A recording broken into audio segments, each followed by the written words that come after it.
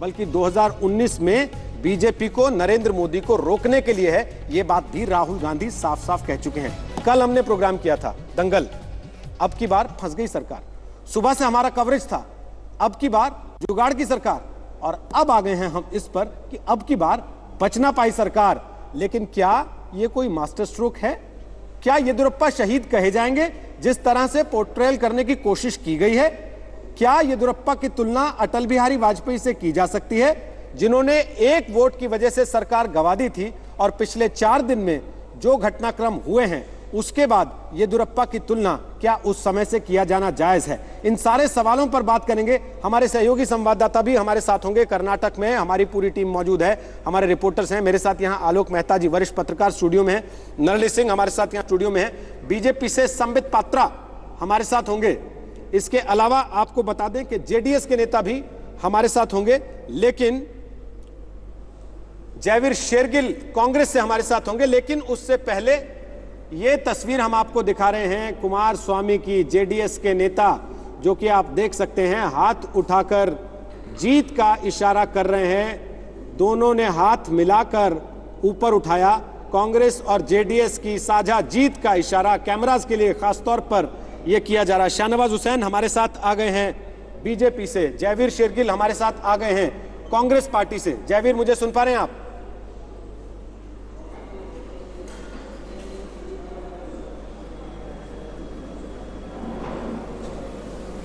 जयवीर, मेरी आवाज आ रही है आप तक? शायद जयवीर तक हमारी आवाज नहीं पहुंच पा रही है। शाहनवाज हुसैन, मुझे सुन पा रहे हैं आप? ना आपके एंकर जी मैं सुन रहा हूं, मैं बीजेपी की तरफ से हूं आपके इस पे।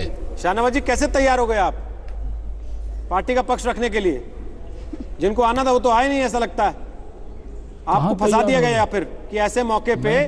शाहनवाज जी जाइए, आप झेलिए, क्योंकि बीजेपी के ज्यादातर नेता तो इस समय बोलने से चूक रहे हैं, पर परहेज कर रहे हैं। सर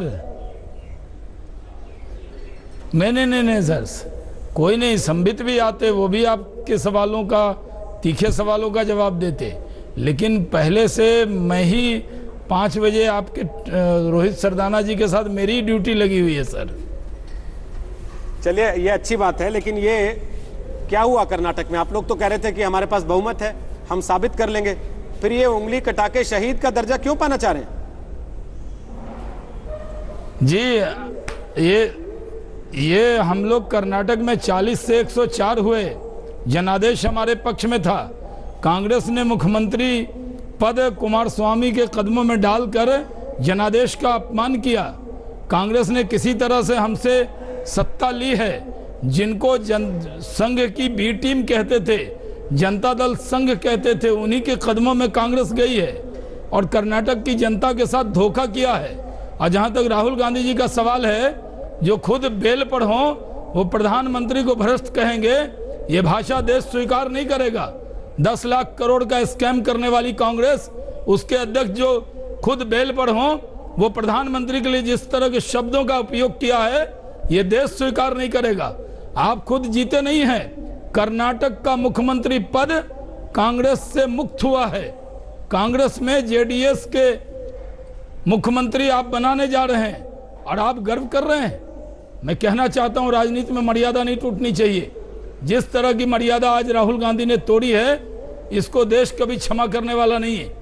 कल तो आपने तुलना कर दिया था भारत का पाकिस्तान के साथ, और आज आपने देश के सबसे महबूब रहनुमा, जो लोकप्रिय प्रधानमंत्री, उनको भ्रष्ट कह रहे हैं, जिनके दामन पर कोई दाग नहीं है, जिनकी सरकार भ्रष्टाचार मुक्त शासन चला रही है। हम लोगों को मौका मिला था, 104 सीट हम जीत कर आए थे, हमारा ये अधिकार था सरकार बनाने का।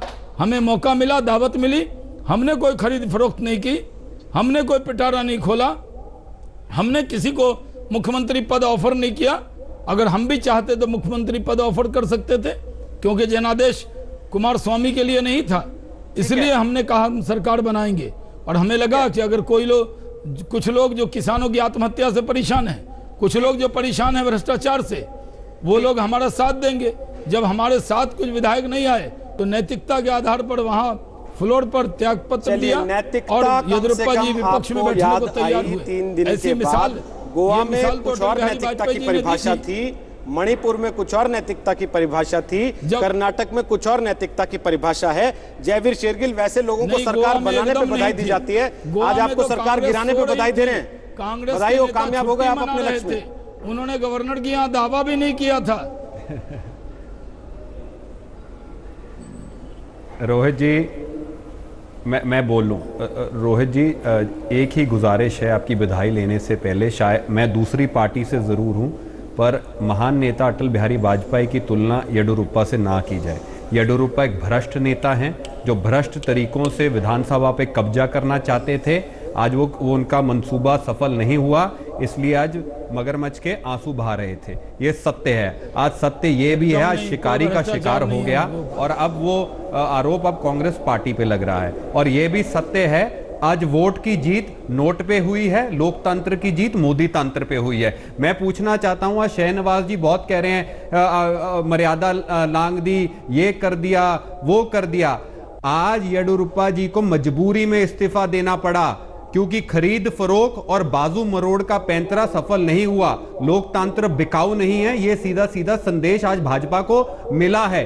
आपको लगता कि अगर आज बड़ा किसानों के लिए याद आ रहा है, किसान के लिए आंसू दे रहे थे येडियुरप्पा, और अगर आज 6 कांग्रेस के एमएलए अगर इनके खेमे में आ जाते हैं तो चढ़ चढ़ के कहते हैं। निश्चित तौर पे आज आपको जीत मिली है तो आप थोड़ा जोश में हैं, मैं समझ सकता हूं इस बात को, लेकिन आपने कहा लोकतंत्र इससे मजबूत हुआ है। सर, तीसरे नंबर की पार्टी 38 सीट है, वो सीएम बन रहे हैं।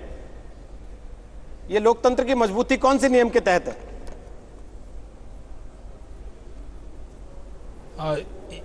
इनकी सीएम पद से छुट्टी हो रही है, ये लोग क्लैपिंग मैं खुश भी होता हूं और मायूस भी होता हूं। मैं आपके शो से भागता नहीं हूं। कुछ भाजपा के प्रवक्ता हैं जो भाग जाते हैं, पर मैं आपका उत्तर दूंगा सीधा। आज बिल्कुल सत्य है, एक फ्रैक्चर्ड मैंडेट था, एक हंग असेंबली थी। तो जब हंग असेंबली और जनता चाहती है कि दो पार्टियां मिलकर काम करें, हाँ, सीटों के परिप्रेक्ष्य से तीसरे नंबर पे, वोट शेयर के परिप्रेक्ष्य से पहले नंबर पे है कांग्रेस पार्टी और भाजपा 36, हम 38% पे। सर, मैंने थर्ड नंबर वाली पार्टी के बारे में सवाल पूछा। आपकी पार्टी पर तो मैंने कोई सवाल उठाया नहीं कि उसको कितने वोट मिले, कितनी सीट मिली। मैंने तो ये कहा तीसरे नंबर की पार्टी जिसकी 38 सीट हैं, आपसे आधी से थोड़ी सी कम, अब और दूसरे के 1/3 जितनी, वो सीएम बन रहे हैं। लोकतंत्र की मजबूती का ये किस नियम के तहत आपने किया कि लोकतंत्र मजबूत किया हमने आज?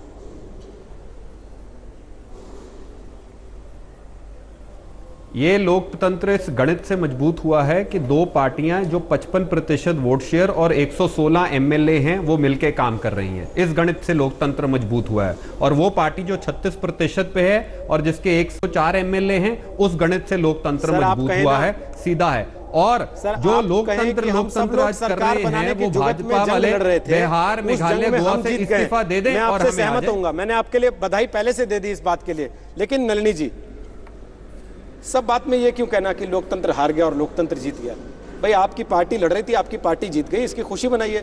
लोकतंत्र बेचारे का क्यों माहौल बना रहे? देखिए, मुझे लगता है जो व्यवस्था है उसकी बात कर रहे हैं, लेकिन यह है कि आज देश की जनता जरूर जीती है, क्योंकि आपने बहुत ही पते की बात जयवीर जी से भी पूछी और इनसे, शहनवाज जी से।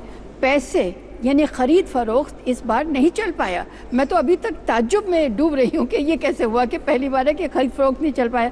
दूसरी बात है कि आज शहनवाज जी जो बहुत ही मेरे मित्र हैं, वो कुछ बदले बदले से नज़र आए। उन्होंने अपने जैकेट का रंग भी कर लिया है जो जेडीएस के करीब करीब का है।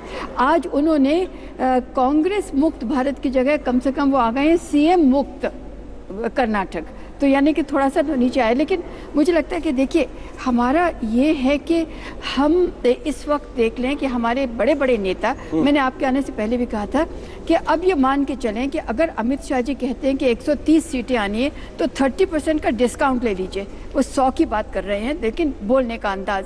दूसरी ये बात है, हमारे सम्मानीय प्रधानमंत्री जी ने भी कह दिया था कि 19 तारीख को आज के दिन जो जिस दिन रिजल्ट निकलेगा PPP हो जाएगी। तो मुझे लगता है कि ऐसी चीज़ें हम अगर परहेज करें और हम ये देखें कि अब इनके ऊपर हमारी नज़र हो जानी चाहिए कि जो सरकार आएगी कितनी स्थायी है, उसके अंदर क्या ये रोटेशन करेंगे कि नहीं सीएम का। और जैसे आप पूछ रहे हैं कि एक जगह 38 है, 38 है, दूसरी जगह करीबन 80 के 2 कम है। अगर आप ले लीजिए इंडिपेंडेंट को इंडिपेंडेंट रखिए, तो अब क्या किसी को मौका मिलता है कि नहीं? फिर आ जाइए जो पानी की समस्या है, आप क्या करेंगे कावेरी के बारे में? आप क्या करेंगे महादई के बारे में? आप क्या करेंगे जो वहाँ पर किसानों के एक नलिनी जी, ये तो बड़ी नाइंसाफी है। नहीं, अभी तो वो जश्न मनाने का पूरा इंतजाम नहीं कर पाए। तो इसमें कोई दो राय नहीं है कि वो सब जो केंद्र की सरकार है और ख़ास तौर से बीजेपी एंड कंपनी के लोगों का, और उसमें भी जो बीजेपी के राष्ट्रीय अध्यक्ष है श्री अमित शाह और देश के प्रधानमंत्री तो श्री नरेंद्र मोदी की मिली भगत से हुआ है। तो इसमें कोई शक शुबा है ही नहीं। जो भी कुछ हो रहा है तो ये इनकी मिली भगत से हो रहा है, और ये लोग हर प्रकार के हथकंडे इस्तेमाल करके तो जबरदस्ती यानी कि अल्पमत में भी होते हुए तो अपने आप को बहुमत दिखाते हुए तो ये लोग पूरे देश की हर स्टेट की असेंबली में कब्जा करना चाहते, जबरन कब्जा करना चाहते हैं। और इसके लिए इन्होंने सेंटर में सरकारी मशीनरी का बड़े पैमाने पर दुरुपयोग किया। कर्नाटक में भी इन्होंने काफ़ी दुरुपयोग किया है। और इतना ही नहीं, तो इस बीजेपी की सरकार द्वारा तो देश के जिन भी राज्यों में गवर्नर नियुक्त किए गए हैं तो उनको भी फ्रीली काम ये लोग नहीं करने दे रहे। उनको भी जो गवर्नर है उनको भी फ्रीली काम नहीं करने दे रहे, उनको दबाव में रखते हैं। और जिसकी वजह से जो एक इमेज बनी हुई थी, कच्ची इमेज बनी हुई थी राज्यपालों की, वो उसके ऊपर भी काफ़ी आंच आई है। और ये सब हमें कर्नाटक स्टेट में देखने के लिए मिला है। और मैं समझती हूँ कि यदि कर्नाटक स्टेट जैसे स्टेट के गवर्नर या और भी गवर्नर यदि वो फ्रीली काम नहीं कर सकते और सेंटर का इतना बड़ा दबाव है तो बेहतर होगा उनको फिर अपने इस पद से इस्तीफा दे देना चाहिए। तो पूरा विपक्ष इस समय जोश में है। कर्नाटक में सरकार गिराने के बाद 2019 के लिए पूरी जुगत भिड़ाई जा रही है। जेडीएस साथ में आया, कांग्रेस को वहां पर ताकत का एहसास हुआ। कांग्रेस ने बीजेपी की सरकार को रोकने में कामयाबी हासिल की और उसके बाद तेजस्वी यादव भी वही कह रहे हैं जो ममता बनर्जी कह रही हैं, और मायावती भी वही कह रही हैं जो कि तेजस्वी यादव और ममता बनर्जी कह रहे हैं। थोड़ी देर में देखिए शरद पवार क्या कहते हैं और अखिलेश यादव क्या कहते हैं। क्या 2019 में आपको लगता है जितना आसान बीजेपी सोच रही थी उतना होगा नहीं, खासकर कर्नाटक के बाद? देखिए, निश्चित रूप से बीजेपी इसीलिए सारी ताकत अब लगा रही थी कि किसी तरह से 2019 के लिए कर्नाटक में भी झंडा फहरा ले। लेकिन ये सही है और येदियुरप्पा जी ने बड़ा भावुक भाषण दे दिया है, लेकिन उसके बाद उनकी अपनी पार्टी के जो अंतर्विरोध हैं वो भी सामने रहेंगे। असली संकट इन बड़ी पार्टियों का भी यही है। कांग्रेस के लिए भी मैं अभी भी ये कह रहा हूँ कि चुनौती, देखिए आप अभी बहुत अच्छा बात नलिनी जी ने कही थी, पीपीपी अब पीपीके है, मतलब पीपीके, बोले इतना मत पी लीजिए, अहंकार मत ले आइए सत्ता का, चाहे कोई पार्टी हो, कि उसके बाद नशे में आप दिखाई दें। सत्ता का नशा, देखिए जनता उसके बाद आपको जवाब करारा देती है। इसलिए अभी जो बनेंगे उसके बाद कैसे चलेंगे, और इसलिए धैर्य के साथ, संयम के साथ, ये ठीक है। एक और बात आपने नोट किया, हम लोग कितनी बार कह रहे थे, बल्कि लोग हमारे कांग्रेस के मित्र नाराज भी होते थे कि राहुल गांधी पराजय के लिए सामने नहीं आए। वो हमेशा, उस दिन मैंने कहा था तो हमारे मित्र नाराज हो गए थे कि वो केवल जीत में सामने आना चाहते हैं, पराजय में। मैं दुख में साथी नहीं हूँ, मैं सिर्फ सुख का साथी हूँ। और इसी तरह से उस समय भी अमित शाह जी और नरेंद्र मोदी जी जाने वाले थे, लेकिन उनको लग गया कि ये जल्दबाजी हो रही है। येदियुरप्पा अपनी जिद पर थे। देखिए, कई बार ये कहते हैं कि प्रादेशिक नेतृत्व को पूरी छूट दीजिए, यहाँ छूट दी गई। मेरी कल भी कई बड़े शीर्ष नेताओं से बात हुई बीजेपी के, वो मान रहे थे कि देखिए ये हम लोग यदि जेडीएस उसको मौका दे देते तो शायद बेहतर होता। तो ये जल्दबाजी, प्रादेशिक नेतृत्व भी यदि गलत हो और वो जल्दबाजी करके कहे मुझे अपनी चलने दो, तो उसके बाद मुंह की खानी पड़ती है। और येदियुरप्पा जी, माफ कीजिए, येदियुरप्पा जी ने कुछ बहुत लालच दिखाया, या भाजपा ने लालच दिखाया। भाजपा तो ये दिखाने की कोशिश कर रही है कि येदियुरप्पा जी शहीद हुए हैं, आप कह रहे हैं वो लालची थे। लालची थे क्योंकि मुख्यमंत्री बन गए। मुहूर्त निकाल रखा था ना, याद है, उन्होंने मुहूर्त निकाल रखा। लेकिन एक और बात, हम लोग पिछले शनिवार, देखिए कितनी जल्द दुनिया बदलती। पिछले शनिवार हम लोग बैठे हुए थे क्योंकि हमारे प्रधानमंत्री मुक्तिनाथ जी का दर्शन कर रहे थे नेपाल में शनिवार को, और फिर पशुपतिनाथ जी का किया। कितनी जोर से घटनाक्रम बदला है। ठीक बात है। एक लाइन और कह दूं, चूंकि अभी बात चल रही थी, शाहनवाज भाई कह रहे थे कि ज्यादा नीतीश जी को तो ज्यादा उनको वोट नहीं मिला था, न उनको सीटें ज्यादा मिली, लेकिन आपने तो उनको वरमाला पहना दी और उनको मुख्यमंत्री बना दिया। वहाँ सबसे वरना बड़ी तो आप पार्टी यदि बड़ी भाजपा। पार्टी तो आरजेडी होती या बीजेपी, आप नहीं, अपना बनाते। वहाँ सबसे बड़ा वोट शेयर भाजपा का था। भाजपा का शेयर था तो लेकिन भाजपा का सबसे मुख्यमंत्री बड़ा होता। सवाल ये 2019 के घमासान के लिए क्या कर्नाटक कुर्बान किया बीजेपी ने या फिर अंगूर खट्टे थे? ब्रेक के बाद आ रहे हैं, आप रहिए हमारे साथ, दंगल जारी देखते रहिए आज तक।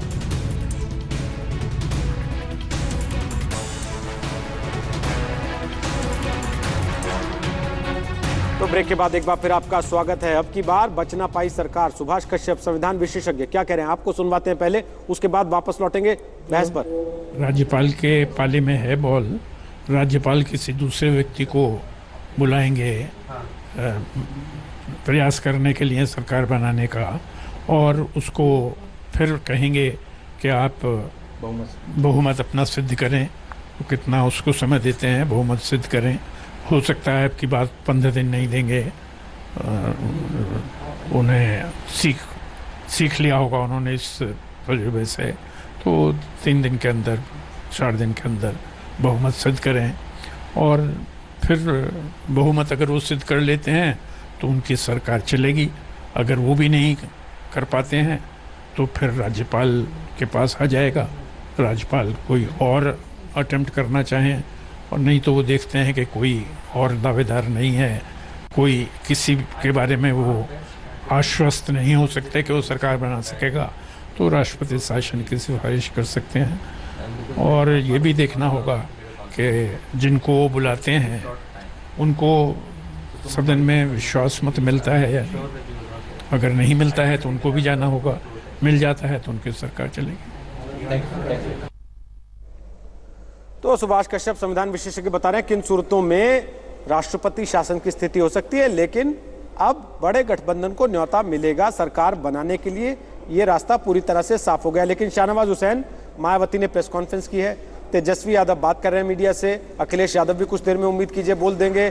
इसके अलावा ममता बनर्जी ट्वीट कर ही चुकी हैं कि 2019 फंस गया। अब आप उतने कॉन्फिडेंस के साथ नहीं कह पाएंगे कि 2019 में भी हम ही आएंगे।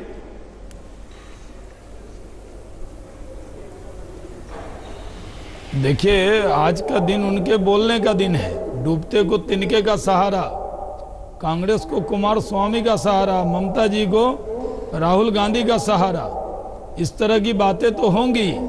मैं आज आपसे कहना चाहता हूं कि आज के दिन अगर कुमार स्वामी के कंधे पर चढ़कर राहुल जी इतने उत्साहित हो गए कि सारी मर्यादा लांघ दी, देश के प्रधानमंत्री को ही कह दिया कि आप भ्रष्टाचार हैं, जो खुद बेल पर हैं, इस तरह की भाषा क्या बताती है?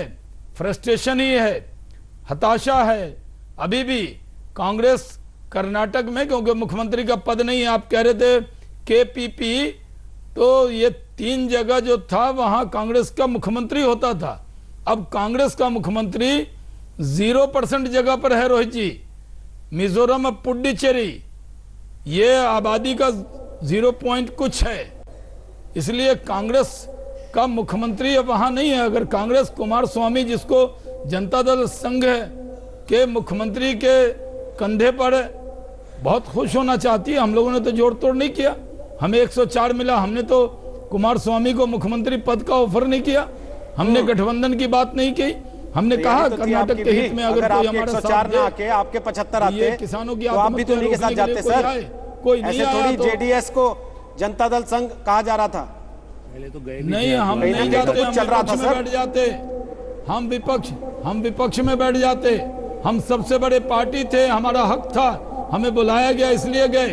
हम हाई मॉरल ग्राउंड पर गए थे सरकार बनाने के लिए। शाहनवाज जी, बता दूं कि जिस शाहनवाज जी, भाषा बोली गई है, अब ये देखिए, चाची की मूछें होती तो वो चाचा कहलाती, ये सब तो है नहीं ना।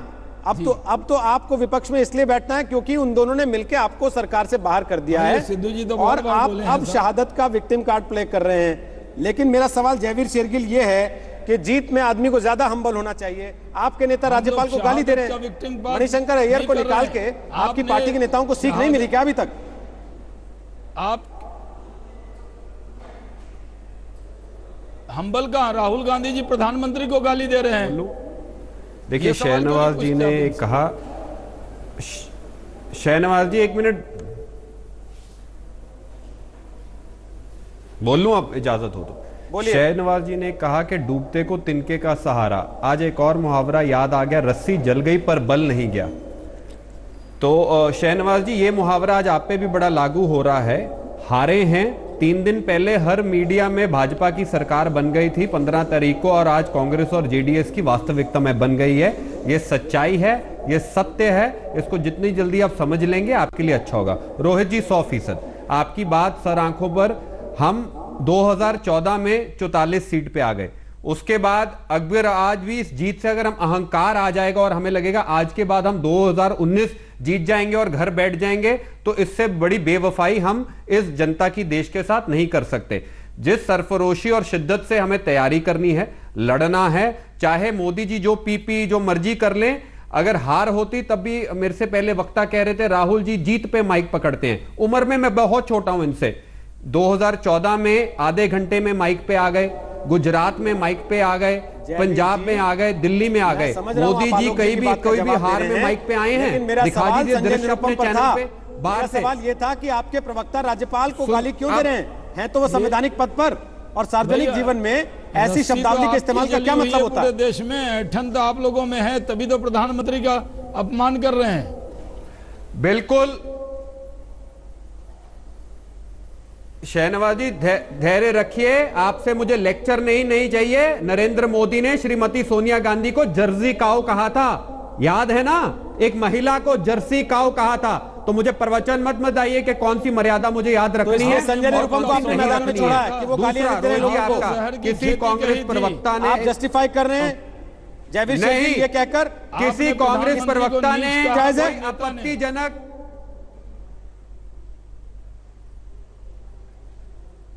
मुझे लगता है आप चुन लीजिए। शहनवाज जी मुझसे पूछेंगे, आप पूछेंगे, मैं एक का उत्तर दे देता हूं, आप आपस में तय कर लीजिए।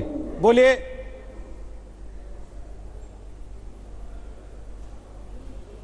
जी, सबसे पहले आपकी बात 100% सही है। अगर किसी कांग्रेस प्रवक्ता ने बयान दिया है, नहीं देना चाहिए, चाहे राज्यपाल ने पहले संविधान का त्याग दिया हो या अपनी सीट का मोदी जी के लिए त्याग दिया हो, चाहे संविधान का कत्ल किया हो, फिर भी हमें अपनी मर्यादा नहीं भूलनी चाहिए। हम वो पार्टी नहीं है जहां प्रवक्ताओं को, राहुल जी को खिलजी कहने के लिए राज्यसभा में भेज दिया जाता है या उस ट्रोल को फॉलो किया जाता है जो पत्रकार की मौत का जश्न मनाते हैं। हाँ, हम भाजपा नहीं है। आपकी सलाह भी लूंगा, अगर ऐसा बयान हुआ है मैं उसका खंडन करता हूं और नहीं होना चाहिए।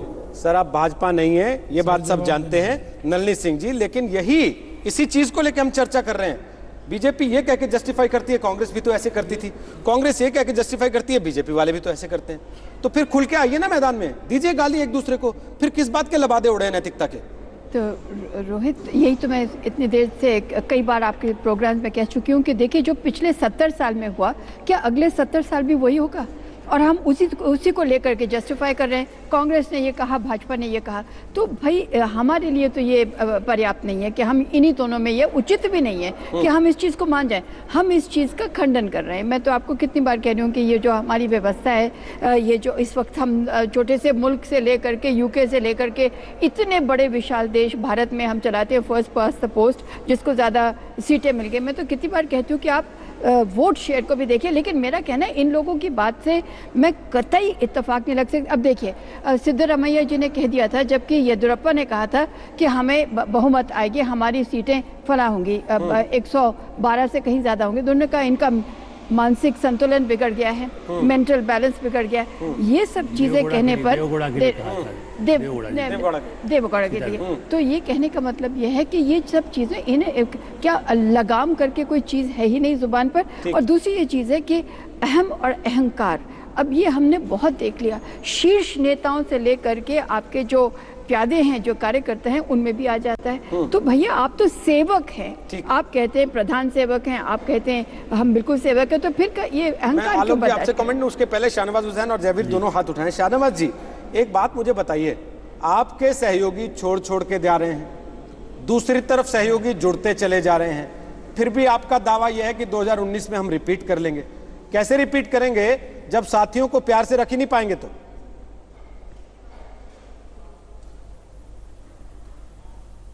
हमारे कोई सहयोगी छोड़ के नहीं गए हैं। एक जरूर चंद्रबाबू नायडू गए, वो अपने इंटरेस्ट के लिए, क्योंकि वहाँ पर उनके लिए दिक्कत थी वो अपनी नाकामियों को छिपा नहीं पा रहे थे, तो कोई ना कोई बहाना उनको लेना था वहाँ पे, तो वो अपनी सुविधा से वहाँ पे गए हैं।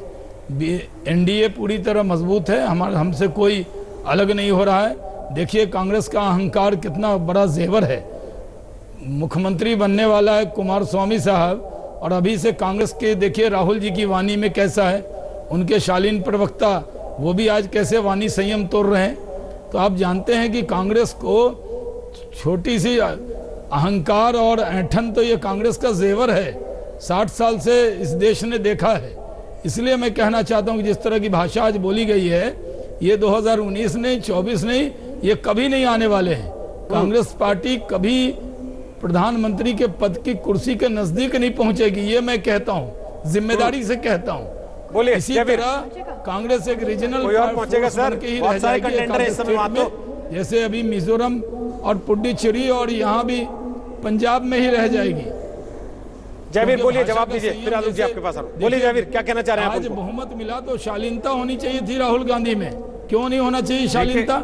क्यों इस तरह से प्रधानमंत्री के ऊपर गाली गलौज करनी चाहिए? ठीक है और अमित शाह जी का अपमान करना चाहिए। ठीक है शहनवाज जी, ठीक है, सुन लिया मैंने, शालीनता पे बहुत बड़ा लेक्चर सुना है अभी। मैं अब सुन लीजिए बात।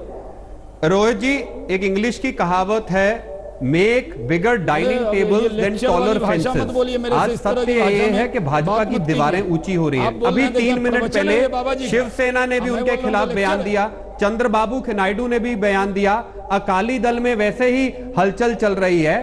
सत्य है, भाजपा आज विपक्ष की इज्जत नहीं करती। हमें कुत्ते बिल्लियां कह के रैली में देश नहीं चल सकता, ना ही भाइयों बहनों करके चल सकता है। नियत और नीति से चलता है। हर छोटी बात में जब कांग्रेस मुक्त भारत, जितनी सरफरोशी से श्री राहुल गांधी पे टिप्पणियां करते हैं, उतनी सरफरोशी से जनता की सेवा करें तो अच्छे दिन वाकई में ही आ जाएं। और आज की जीत का कर्नाटक की छवि बाकी राज्यों में पड़ेगी। कार्यकर्ताओं का मनोबल जरूर होगा, पर इस जीत से अगर राजस्थान, मध्य प्रदेश, छत्तीसगढ़ से हमारी जीत गारंटीड है, मैं वो नहीं कहूंगा, पर एक बात कहूंगा, 2014 में नारा था घर घर मोदी, 2019 में नारा होगा बाय बाय मोदी। ये आप लिख लीजिए, भाजपा की उल्टी गिनती शुरू हो गई है। भाजपा की उल्टी गिनती शुरू हो गई है, ये मान सकते हैं क्या आलोक जी आज से? जिस तरीके से एक के बाद एक सारे नेता निकल के बाहर आ रहे हैं, ये तो सारे पहले से ही मोदी विरोधी थे। इनमें से कोई ऐसा नहीं है जो मोदी के साथ रहा हो पहले या तारीफ करता हो। देखिए रोहित जी, एक मिनट शाहनवाज जी, आलोक जी का कमेंट सुन लीजिए प्लीज एक बार। अभी जल्दबाजी होगी। मेरा ख्याल है कि अपने कांग्रेस के मित्र, यदि अभी राजस्थान के चुनाव है, अशोक गहलोत जी का वहां रहा है, उसी तरह से मध्य प्रदेश के चुनाव तो ऊपर ही हुआ, कर्नाटक के बाद, गुजरात के बाद। इसलिए ये कहना कि अभी से ही बाय बाय की बात मत करिए। अभी जो कुछ चुनाव की चुनौतियां, 3 विधानसभाओं के चुनाव आने वाले हैं, ऐसी स्थिति में उसके बाद आप कहें, क्योंकि अभी देखिए लंबी लड़ाई है, ये आप मानेंगे। ममता बनर्जी कांग्रेस की, मेरा ख्याल है शबीर जी बिल्कुल इसको मानेंगे, ममता बनर्जी उनसे भी पहले कांग्रेस की एक बड़ी जुझारू नेता रही है। क्या उनको राहुल गांधी स्वीकार करेंगे? ममता बनर्जी को तो कई पार्टियां स्वीकार कर रही हैं, मायावती जी और अखिलेश भी स्वीकार कर लें कि भाई किसी एक को नेता स्वीकार करके, क्योंकि लोग देश में ये कह रहे हैं कि आप मोदी जी को हटाने के लिए विकल्प क्या है? तो क्या विकल्प में ईमानदार छवि के रूप में आज भी वो उसी तरह की चप्पल पहनती है, उसी सादगी से रहती है, तो क्या कांग्रेस की दृष्टि से बीजेपी तो उन पर बड़ा हमला कर रही है। अभी पंचायत झगड़ा हुआ है, चप्पल का नहीं है, लेकिन सवाल सवाल ये ये है कि लोकतंत्र की रक्षा का है, उस जिसका हम जैसे आज दावा कुमार कर रहे स्वामी हैं को बचाने माना का, है, उनके राज्य में चुनाव कैसे हुआ है पंचायत का? तो इसलिए कुमार स्वामी को माना है, तो क्या आप ममता को मानेंगे? जहां पंचायत चुनाव में कांग्रेस की कहां स्थिति थी, कांग्रेस कहां है वहां पर, तो क्या उसको मानने को तैयार होंगे? इसलिए अभी मत कहिए कि किसको बाय बाय कहें और किसका स्वागत करें। पहले आप अपने संगठनों को मजबूत कितना करते हैं, ये एक सबसे बड़ी चुनौती है। और जनता के बीच में जो येदियुरप्पा ने कहा है, भाजपा के लिए कहना चाहती हूँ कि अगर वो अपना स्थान कुछ अब जो थोड़ा सा सिकुड़ता हुआ नजर आ रहा है, अगर वो बनाए रखना चाहते हैं पब्लिक के माइंड में, लोगों की निगाह में, तो फिर उन्हें CBI, IB, ये income tax, ED, enforcement directorate, इनका इस्तेमाल करना छोड़ देना चाहिए अगर वो कर रहे हैं। तो विपक्ष के अगर नेता कांग्रेस से लेना होगा, नहीं, देखिए विपक्ष, देखिए पब्लिक में पता लग ही जाता है कि अगर जब जोर जबरदस्ती हो रही होती है, पब्लिक को पता लग जाता है। कि ED से दबाव डलवा रहे हैं आनंद सिंह पे, वो बैठे हुए होटल में टीवी देख रहे थे। देखिए इन्होंने ये कहा राजनाथ सिंह ने उठवा लिया है, वो वहां बैठे हुए थे अपने दोस्त के कांग्रेस साथ। की तो बात कर भी नहीं रही, कांग्रेस की बात नहीं, जो पब्लिक में जाता है, जो खबरें जाती हैं, वो तो प्रॉपर खबरें जाती है। कांग्रेस के कहने से क्या हो जाएगा, या कि बाकी SP से कहने से? देखिए जब चीजें हो रही होती हैं तब लोगों को पता होता है कि इनके ऊपर ये संस्थाओं केस का किए। दुरुपयोग ना हो, एक लाइन में अगर आपकी बात को हूं तो ना उससे करें। बीजेपी को कम से कम बचना चाहिए, छवि को अपनी बेहतर करने के लिए। नलिनी सिंह कह रहे हैं। ब्रेक के बाद आ रहे हैं, आखिरी पड़ाव पर होगा दंगल। आप बने रहिए हमारे साथ, देखते रहिए आज तक।